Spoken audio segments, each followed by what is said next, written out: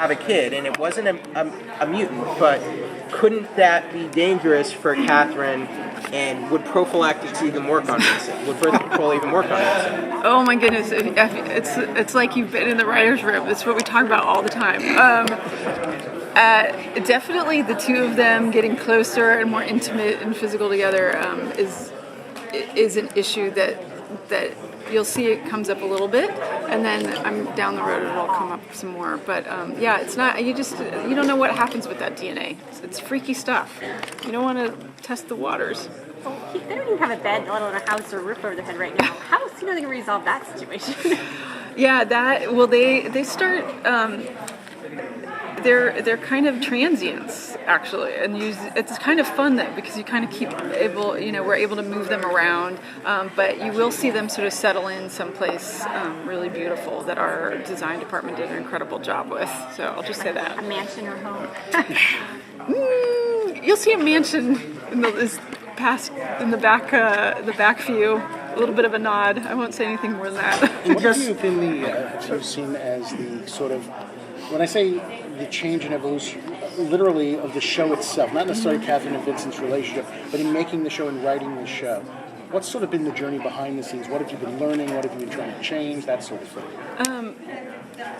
There's been a lot of shift, and I think a lot of happens right when you come out with the pilot. The very first couple episodes in a series, like nobody knows the character, so you kind of have to sort of do these very small moves a little bit of trying, so just so people can kind of get a sense of who they are. It's not like, if at the very first episode you met like JT's long lost like ex, fiance, you wouldn't care as much because you're just barely getting to know him. So what ends up happening is those first few you end up, really trying to just introduce the character to people, introduce the concept so they get familiar with it, and then as you progress, like in these last group, it just I will say it rockets. It never stops. Like every single episode, you're like, well, for me, but for me, I'm like, oh my god, I leave every single one that way.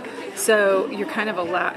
It just sort of gives you this privilege to do a little bit more, diving into who they are, diving into their past, diving into some mistakes that they've made, and sort of push the characters further, push the story further. So you kind of pick up steam and then keep going. Really get to it. This last group's really great. Yeah, good. In just a couple episodes, you've totally turned the whole story upside down. The status quo has changed. Tess knows about Vincent now. Evan knows about Vincent. Will Tess be willing to fight to protect Vincent and keep his secret safe and help him run away as much as Catherine has, or will that be a problem?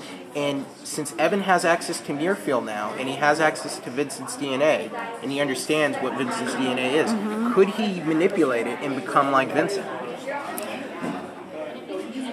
Wow. I would say watch the episode that they're about to screen today.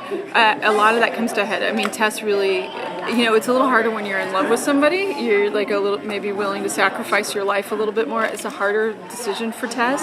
At the same time, one of the things I love about Tess's character is that she's just kind of all in, and then it becomes a problem. But she kind of leads with her heart, the way Catherine does. And Evan's connection to Muirfield is going to be problematic. But scientists were able to create Vincent. Yeah. Evan is a type of scientist, and now he's working with the people who created Vincent. Could Vincent's condition be recreated? I would say it is certainly possible. Yeah. Is the show moving more towards? It feels like the more people that know, it's definitely forming, an ensemble in the sense of a team working together. Is the show moving in that direction? Yeah, I mean, you're just asking also about how things shifted. I think along this season, the four of us, along with the studio and the network, really saw how the different characters could start really coming into the inner circle, and how that would work, and then how that dynamic then makes their lives more problematic, like with Tess and Joe. That relationship obviously has a strain on it. So definitely we started looking at it as how we can change the ensemble, create a closer knit group that obviously have their problems, and they're going to keep having problems, difficulties and challenges, but that we wanted to broaden who knew, just because it's juicy stuff to work with, and so having all the characters on the outside of it was only something that was ever intended really from the beginning. Yeah. Your storylines seem to have accelerated quite a bit. Is that in hope of doing like a big push for your big climatic finale, or is it just that the momentum of the storylines have taken at this point?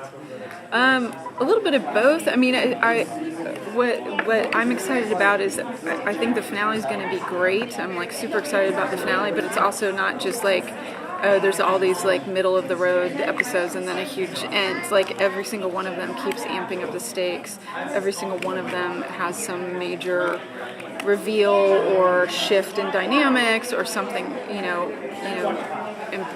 that will forever like change the course of our characters' lives. So I don't know. I think honestly it was just sort of one of those moments where we just started pulling everything up instead of pushing everything back, because there's always more story that can fill in the back.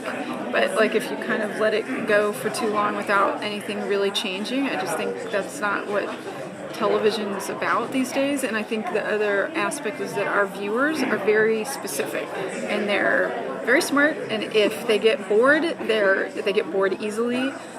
They expect things to happen. They don't tune in just to get the same story every week. So I think that affects it a lot too. I was asked at the previous table how much interactive, like fans, Twitter, online affects the show, and in some ways, I didn't think about it for their table, so you get it.